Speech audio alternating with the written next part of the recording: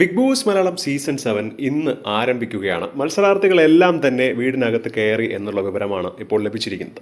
ഇതിലൊരു പ്രധാനപ്പെട്ട ഒരു കാര്യമുണ്ട്. ബിഗ് ബോസിന്റെ അകത്ത് മത്സരാർത്ഥികൾ വരുമ്പോൾ അവർക്ക് പുറത്തുള്ള ഒരു ഇമേജ് ആയിരിക്കില്ല അകത്ത് വരുമ്പോൾ. പുറത്ത് ചിലപ്പോൾ ഭയങ്കര പോസിറ്റീവ് എനർജിയൊക്കെ ആയിരിക്കാം. ഉദാഹരണത്തിന് പറയുകയാണെങ്കിൽ ബിഗ് ബോസിലെ ഒരു മത്സരാർത്ഥിയായിരുന്ന ആര്യ എല്ലാവർക്കും അറിയാം. ആ ആര്യ ബിഗ് ബോസിന് അകത്ത് വന്നതിന് ശേഷമാണ് ഇത്രയും നെഗറ്റീവ് ഉണ്ടായത്. അതുപോലെ പുറത്ത് നെഗറ്റീവ് ഉള്ള വ്യക്തികൾ അകത്ത് വരുമ്പോഴാവട്ടെ ഭയങ്കര പോസിറ്റീവ് ആകുന്ന വിഷയങ്ങളുമുണ്ട്. അത്തരത്തിലൊരു പോസിറ്റീവ് ആകുമോ രേണുസുതി എന്നുള്ള ചോദ്യം ഭയങ്കരമായിട്ട് ചോദിക്കുന്ന ഒന്നാണ്.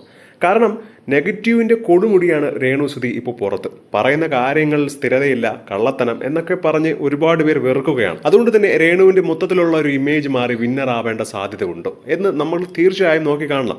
ഇന്ന് വെറുക്കുന്നവരായിരിക്കില്ല രേണുവിൻ്റെ അകത്തുള്ള പെർഫോമൻസ് കണ്ട് നാളെ ഇഷ്ടപ്പെടുന്നവർ.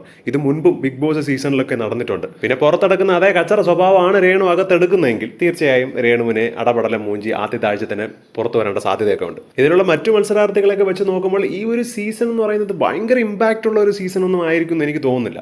നമ്മൾ കുറേ പ്രഡിക്ഷൻ ലിസ്റ്റുകളൊക്കെ കണ്ടു. മാത്രമല്ല 100% ഉറപ്പുള്ള കുറച്ച് ലിസ്റ്റുകൾ ഇപ്പോൾ വന്നിട്ടുണ്ട്. എങ്ങനെയാണ് നിങ്ങൾ ഈ രേണുവിൻ്റെ ഒരു എൻട്രിയെ കുറിച്ച് നിങ്ങൾ കാണുന്നത് എന്നൊന്ന് മറക്കാതെ കമൻറ്റ് ചെയ്യുക. ഒപ്പം ഈ ചാനൽ ദയവ് ചെയ്തൊന്ന് സബ്സ്ക്രൈബ് ചെയ്യുക, ലൈക്ക് ചെയ്യുക, ഷെയർ ചെയ്യുക.